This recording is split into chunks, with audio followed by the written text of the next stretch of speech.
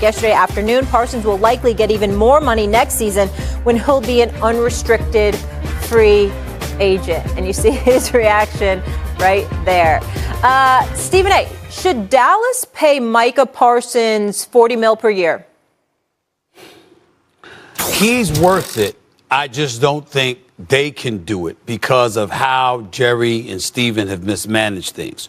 You waited forever to pay CeeDee Lamb and Dak Prescott, and then you ultimately paid them. You made Dak Prescott the highest paid quarterback in football, CeeDee Lamb the second highest paid wide receiver behind Justin Jefferson. I know you restructured their deals and shaved about $57 million in cap space, but in the end, what it comes down to is because you've waited yet again, and you could have took care of Micah Parsons last year.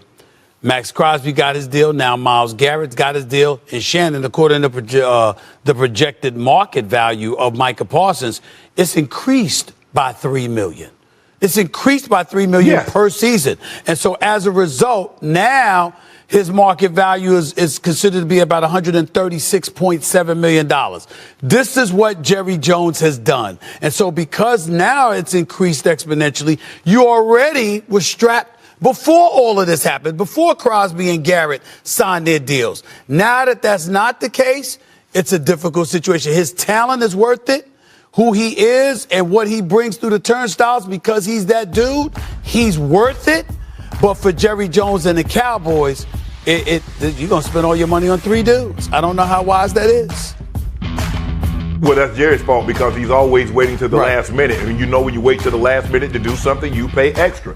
He could have had this deal done. This started with Dak. He could have got Dak done many, many years ago. But he let Jared Goff and he let Carson Wentz get signed. And then he was expecting Dak to take less money when those guys had already got first and second round overall pick money. Dak I absolutely will not give you a discount because I'm giving you a discount if you come to me early. You come to me late, you have to pay a premium. And he did it again. Now, what's going to be put to the test? Michael Parsons says, I don't have to be the highest paid. Now, is he going to be really willing to fall in behind Nick Bosa at $34 million, behind Max Crosby at $35.5, and even all the way up to $40? I don't think he anticipated the market going here.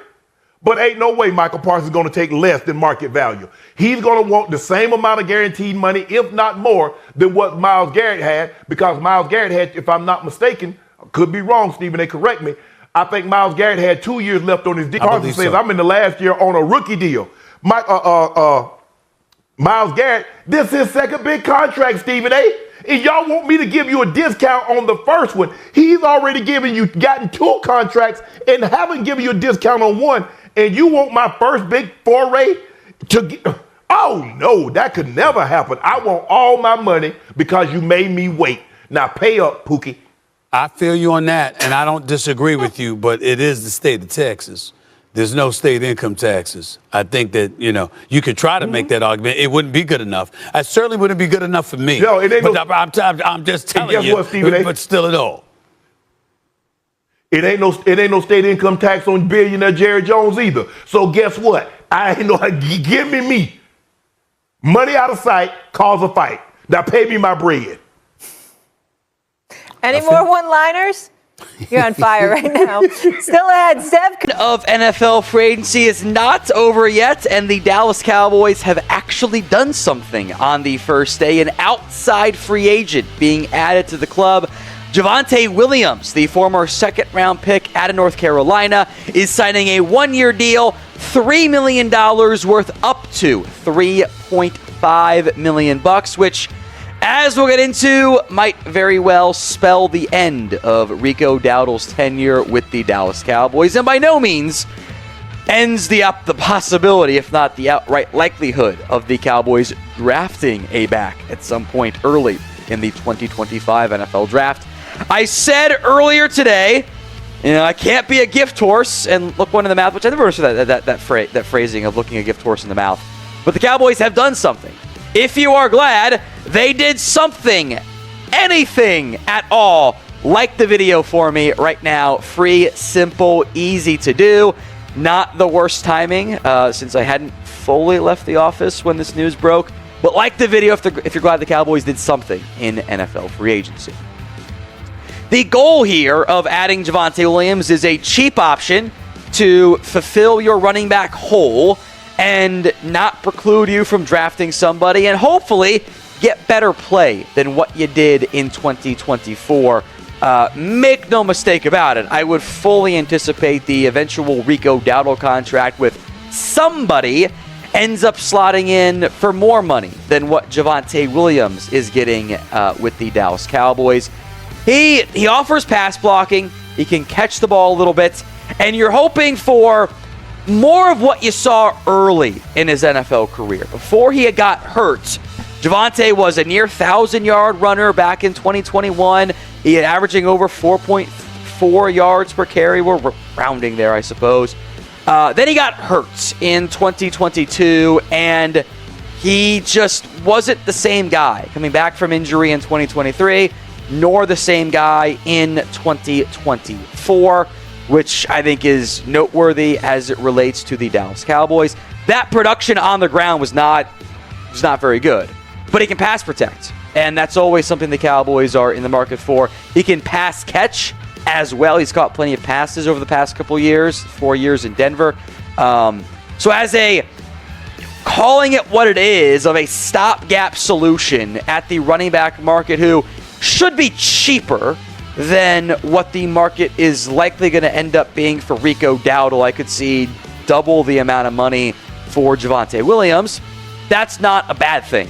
And they actually did something in free agency. And no, this should not really impact your comp pick formula.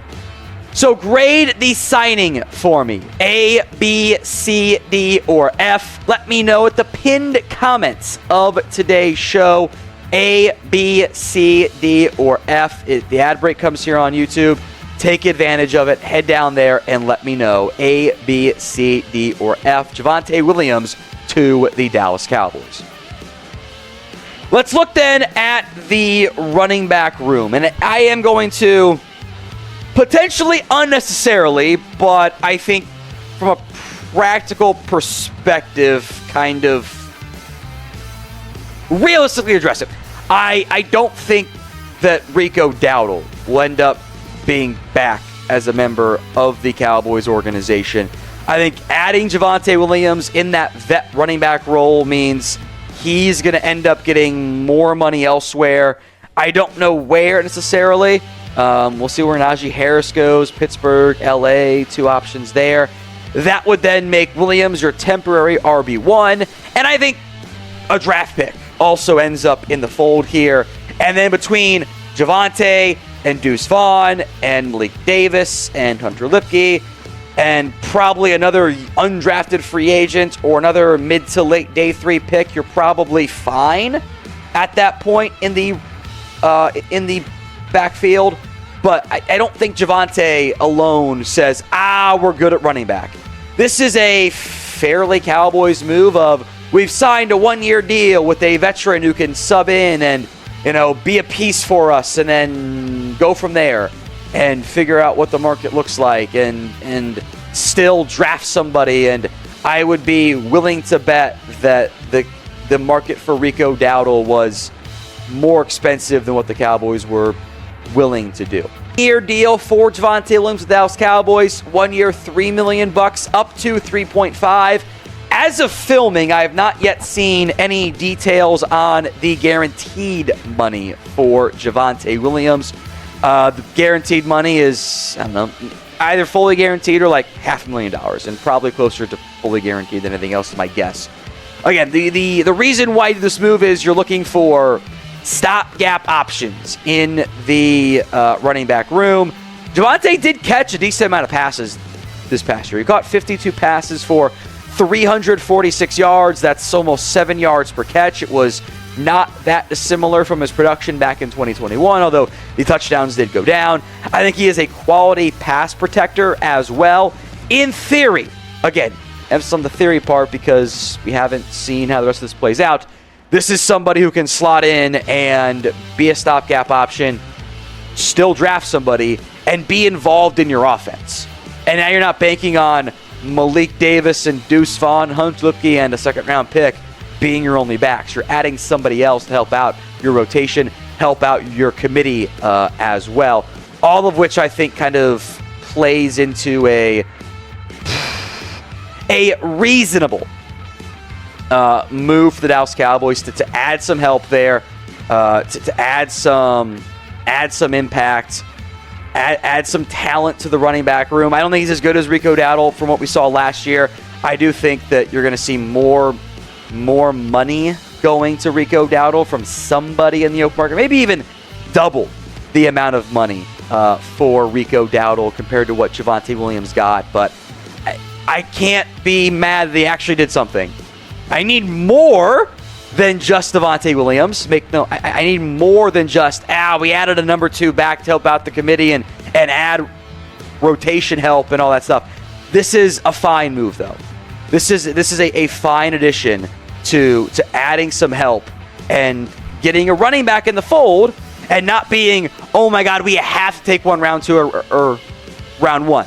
I still want to take one round 2 or round 1, but this at least helps you with the depth on a rather thin roster spot for the Cowboys in the backfield.